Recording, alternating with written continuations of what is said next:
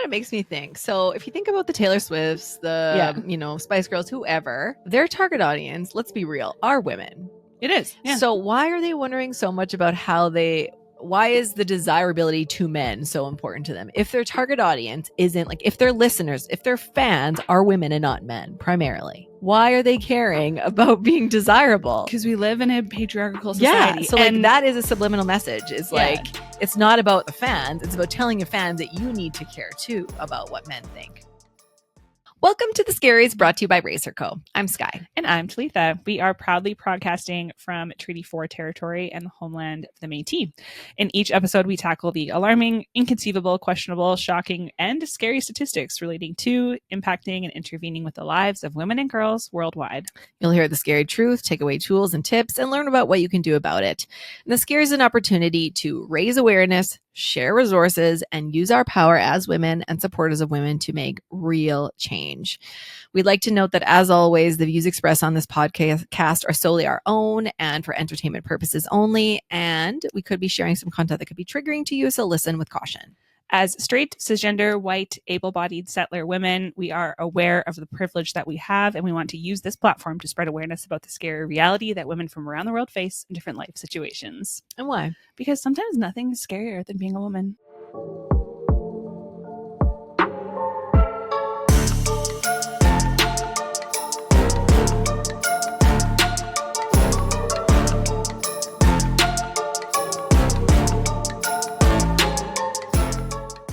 Hello, Scaries fam. Welcome back to The Scaries, where we dive into the unsettling real-life facts and figures that lurk in the everyday life, especially for women. Yeah. We're turning the spotlight today onto the 90s, such a fun era in our childhood, specifically the iconic pop stars and girl bands that dominated the charts. We all remember singing along to the Spice Girls, Britney Spears, TLC, Christina Aguilera, Destiny's Child, all of them, so many. Yep.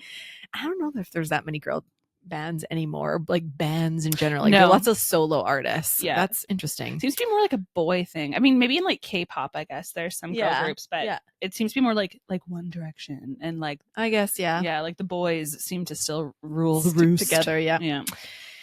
And with all these women of the 90s who were the singers and the pop stars, for many of us, their messages of girl power were super inspiring. Yeah. I feel like it kind of changed the narrative, especially for millennials. We think differently than I think the generation before us. Oh, totally. Because of this media and this impact that we. It's like that second wave of feminism, but it seeped into younger people. It wasn't the 20s, 30s, 40s age people. It was preteens. Oh yeah, for sure. And there's more to the story though than the catchy tunes and the outfits. Of course, the pop stars and bands didn't just shape the culture of the time. They had a massive influence, like we said, on millennial women and those listening to them. We're going to explore the real life impact these pop stars and girl bands had on women and girls, both the good and the not so good. While they brought messages of empowerment, they also existed in an industry that increasingly sexualized female artists, even at young ages. Yeah. So there's some problematic contradictions in the way that they showed up. And so today we'll be breaking down the history, the statistics, and the long-term effects of these 90s girl bands and look at how we can empower women and girls moving forward. Definitely. But as always, let's start by looking at why this topic is so important.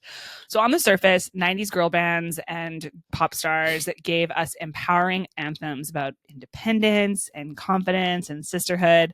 They told us that we could do anything. But as we dig deeper, we see these messages were sometimes mixed with an industry-driven agenda that pushed sexualization, even when the members of these bands were barely adults themselves. In the book Toxic by Sarah Didham, sorry, Sarah, describes the commercialization of girl power as a double-edged sword. It sold empowerment, but also projected a highly sexualized image of young women. Beyonce was only 16 when Destiny's Child released their first album. Even Britney Spears and Christina Aguilera were babies. They were teeny boppers themselves. But Sky, why does this matter? Oh, this matters. This matters hugely because the millennials, us, who were listening to these bands, were at highly impressionable ages. I remember Definitely. like dressing up as Spice Girls, singing all the songs, Oh, and like yeah. a lot of them very sexual based. I didn't think about until I'm Yeah. listening now. Like, I'm a genie in a bottle, baby. Yeah, and like Rub me the Wanna right Be, way. all of those, and like Hit Me Baby One More Time. Like ooh. Yeah. But we were like what, 8, Yeah. 7. Oh, yeah. In elementary school. Yeah. We didn't know we were singing. And I remember my mom being like, what are you listening to? Oh, yeah. But of course, we're like, got the tape out and the CD and put it in our headphones and are doing the dances. I don't even think my mom, well, maybe my mom knew that I was listening to it, but like my brothers were like, you got to listen to this. Oh. And so then I was like, oh, cool. Yeah, so Yeah. wild. But we were soaking in these messages at a time when we were forming our identities. And while empowerment was a theme for sure of women, it was often coupled with this expectation to be sexy, desirable, and perfect. Mm-hmm. I think that's a big piece. Yeah. So what was happening in the 90s that led to this? It was a period of big cultural and social shifts for women. The feminist movement of the 70s and the 80s had opened doors, but there was still a huge gap between those ideals and reality. Mm-hmm. The 90s were a time when women could break free from traditional roles, but they still fought for equality in leadership, pay, and representation, which we're all still fighting for. Yeah, I was gonna say it's not over yet. And the music industry wasn't exactly on board with the pure empowerment. Female artists were increasingly sexualized. A study by the American Academy of Pediatrics found that the amount of sexual content in popular music videos doubled during the 90s. Gross. Women were much more likely than men to be portrayed in sexually suggestive ways, setting up confusing messages for young listeners. Very confusing. That's a very confusing time. So let's break down some statistics that show the pressure these artists faced. In a 1998 study from the Journal of Broadcasting and Electronic Media, researchers found that 68% of female performers in music videos were portrayed in sexually suggestive ways.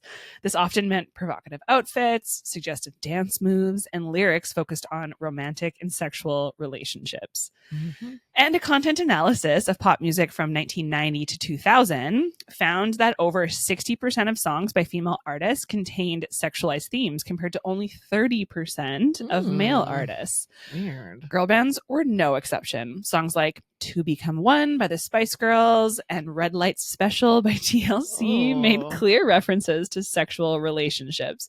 Even though they promoted empowerment, which they definitely did, they also reinforced the idea that sexuality was central to that empowerment, which is where the problem lies. So let's go deeper into the research. A 2018 study from the Northwestern University found that young women exposed to sexualized media during formative years reported higher levels of body dissatisfaction and anxiety. And those who idolized female pop stars were more likely to feel pressure to be thin and desirable to gain social acceptance. I think that that's like something we see aggressively today. Yeah. And I think especially like when you think about the look of the 90s, yes, super thin. Like I think they called it like cocaine diet, chic. Yep. Yeah. All the diet fads of like slim fast and you know, like that's I feel Weight like there Watchers, was a huge peak of anorexia, bulimia, all of those things like that in my world for sure. Now we're seeing a lot more body positivity. Totally. We're seeing like you never would see a Lizzo. No, like everyone was like very fat phobic. Yes, you would never. And like Lizzo was beautiful. Oh, absolutely. Like you just today there's a lot more representation of today's normal body types beyond just this stick thin. So and like this perfection. Yeah. Right. And I feel like you would be hard pressed to find a woman today who's like our age, like millennials, who didn't have some sort of body dysmorphia, when some sort of like body complex in their early like preteens, teens, and like even 20s. Well, and anxiety, right? Around that because of the pressures. And then you wonder, because the big topic, of course, we're going on a tangent here, but a topic right now is there's so many children of millennials who have anxiety. This is our era. This is the generation that we're in schools right now. I wonder why. Maybe because their parents are fully anxious because of the way that we were raised, right? So it's like a ripple effect. Jobs. Anyway. A 2015 study from the University College London in the Journal of Youth Studies focused on the internalized effects of the 90s and 2000s pop culture on millennial women. They found that hypersexualized media contributed to higher rates of self-objectification among women aged 25 to 34, with many experiencing feelings of not being enough due to societal pressures instilled during their teen years. Another study from McGill University in 2020 examined the long-term effects of consuming highly sexualized media in adolescence. The study found links to increased instances of depression and anxiety among millennial women, correlating with feelings of inadequacy and comparison created by those cultural standards. I believe it. Yeah, absolutely. Okay, so let's talk about how this affected the girls who grew up listening to these bands. So research shows that the hypersexualization of women in music had a lasting impact on millennial women. According to a study by the Gina Davis Institute in Gender and Media, girls who consumed media with high levels of sexualization were more likely to internalize harmful beauty standards, which we just mentioned.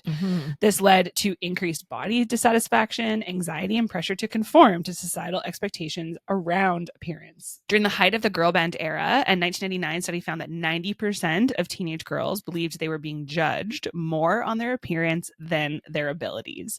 While girl bands were telling them to be confident and independent, the media and music industry were sending a conflicting message. You need to be desirable to succeed. It's all those subliminal messages. Remember that was like a big thing in the 90s, like all of the... Okay, I just watched Josie and the Pussycats, oh, yeah, the movie, and that's like exactly what it is. And I was like, yes, I feel like that was real. I think so. Yeah. I think that's a real thing. Like, they were like, orange is the new pink. And they were like, buy all the orange things. Yeah.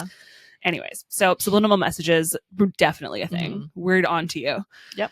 Eating disorders among teenage girls surged in the 90s. Rates of disorders like anorexia and bulimia doubled compared to the previous decade. And many researchers believe that the media, including sexualized imagery in music, played a key role in this rise. The pressures to be thin, attractive, and perfect affected a whole generation of young women, which again, we mentioned, like I see that in my peers. I experience that. Like, I know that. Totally. Yeah. Huge. So when we fast forward to today, we're still seeing these effects hugely. A 2018 report by the American Psychological Association found that millennial women are more likely to experience imposter syndrome in the workplace, feeling like they don't deserve their success or aren't good enough. Why? Because they were raised with messages of empowerment that were constantly undermined by the pressures to look a certain way or behave in a sexualized manner. So this is almost like this superwoman. Yeah. You know, super mom, super woman. You can do it all. And you should do it all. You should be, you know, out there killing it in the work world. You should be out there killing it as a mom or, you know, in whatever path you're taking. Yeah. You should be beautiful. You should be thin. You should be healthy. Yeah. You should, you know, da da da. You should work out for 20 hours a day, and your kids should be straight A students, and your house should be immaculate, and all of these things. Yes. Yeah. So it's like this empowerment but with so many strings attached. Definitely.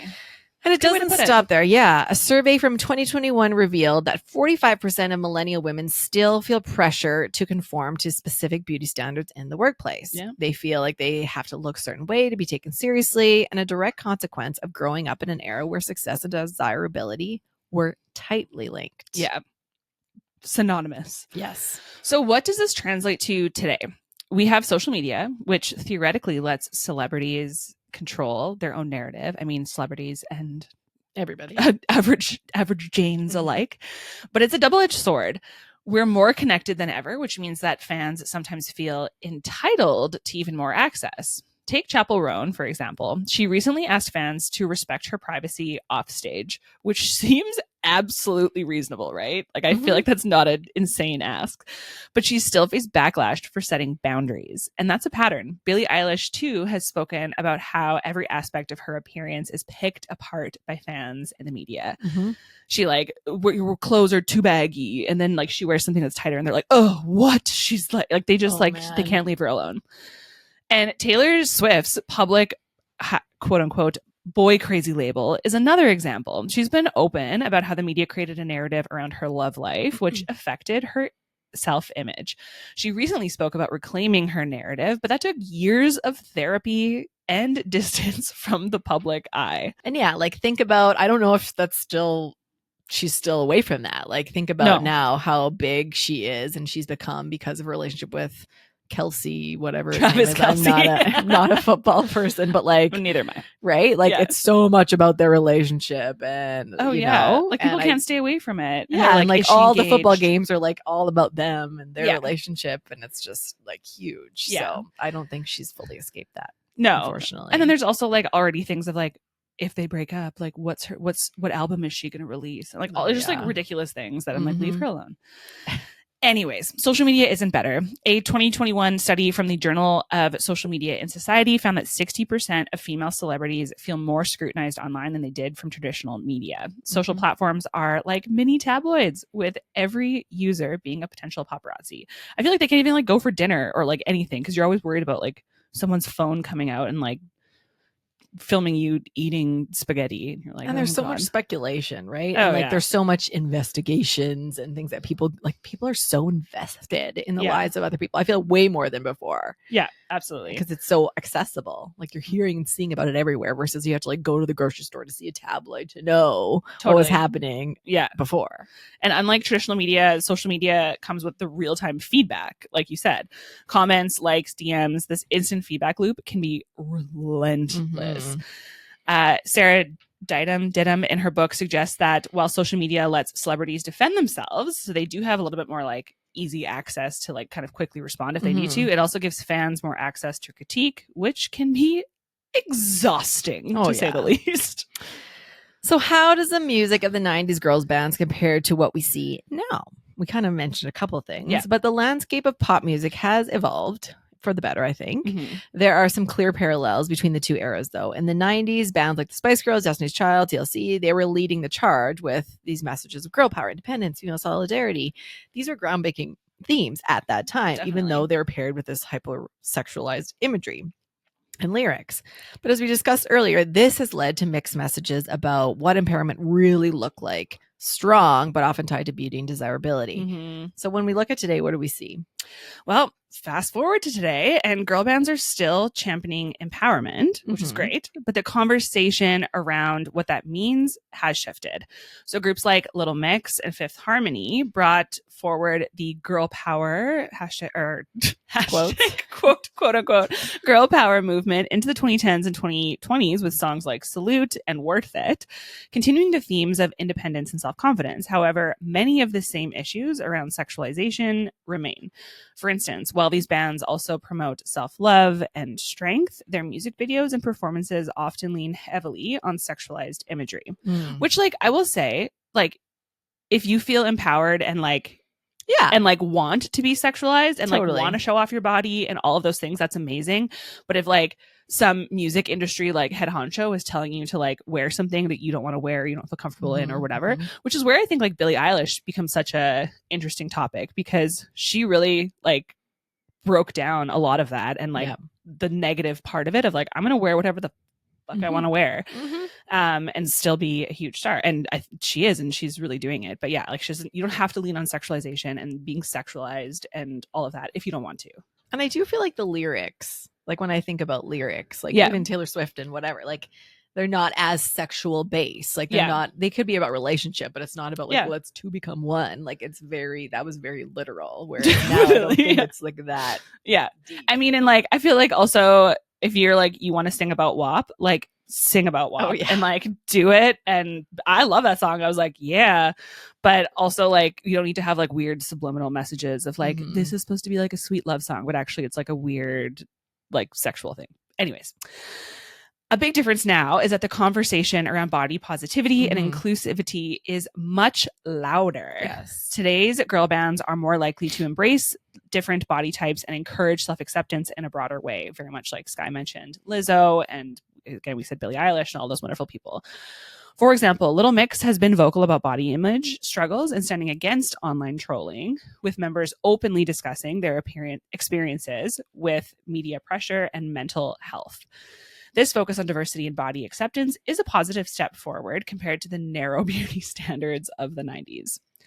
However, while the message has broadened, the music industry still profits from sexualized portrayals of women. A 2022 report from the Global Citizen found that although more female artists are taking control of their image and their message, the pressure to appeal to mainstream and often male audiences through sex appeal hasn't gone away. The same challenges we see in the 90s are still present today, with female artists often expected to balance between empowerment and physical desirability.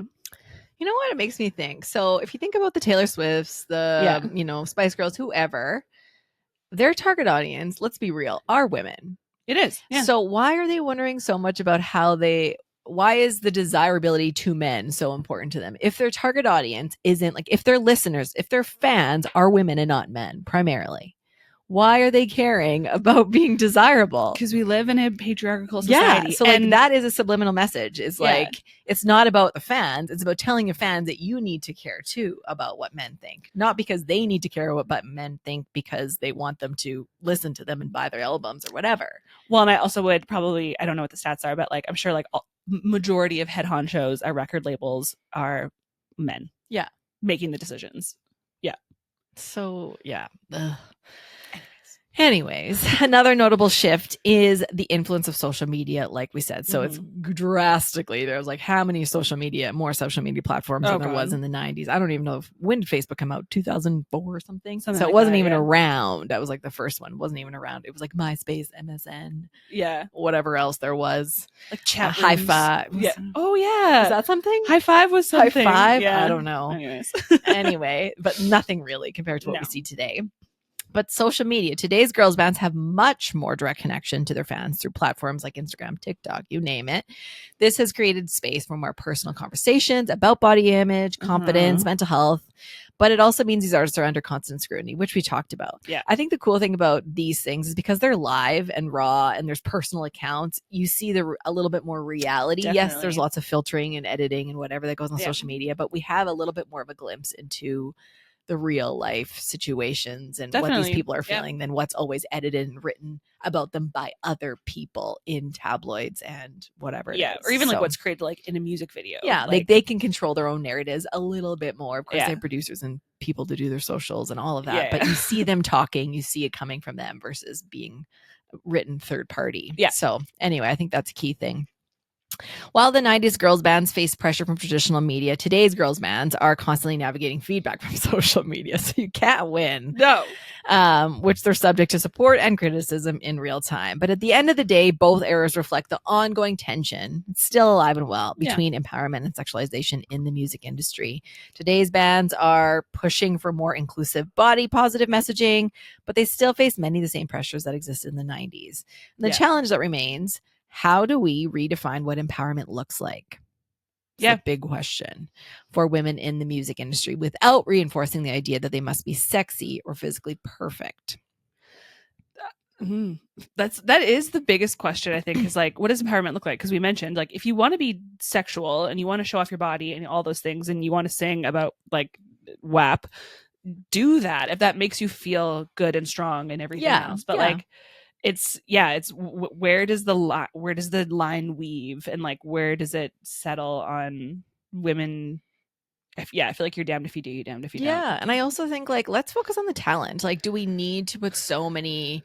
It shouldn't always be about what people look like. And I think in the 90s it was a lot of these people. I don't know how much talent Spice Girls really had. I mean, maybe they're great, but so what if you never saw their face? What if this is a new artist that you never saw them and it was just their voice? Wouldn't that be a cool idea? Why do you need to see them? It's not about what they look like. It's about what they say. And then even shows like American Idol and all of those, who are everyday regular people. Yeah. And even them, Kelly Clarkson and people, they say they've had to have drastic transformations when they become famous because of what the media wants them to be. But that's why? They are clearly talented people, and that's why we're buying their stuff, not because of what they look like. And that's what it should be, if you ask me. Yeah, that's exactly what it should be like. So the question then is, what do we do now? How can we change these statistics and empower women and girls moving forward? It's very clear that the 90s girl bands left a complicated legacy. While they introduced the idea of girl power, they also reinforced some harmful stereotypes, and we're not placing blame. It's just the world that we live in. But we can learn from this and build a better future for the next generation. So first, let's talk about representation. The media and music industry need to show more diverse and realistic portrayals of women, which are starting to happen. This means showcasing women of all shapes and sizes and backgrounds and abilities. When girls see women succeeding in all their forms, they learn that there's no one way to be powerful or successful. Next, we need to teach media literacy from a young age. Girls, Yes. I mean, and that's something that like, I don't have Let's girls, put that in but schools. Like yeah. we have financial literacy in schools now, Yeah. which is a great win.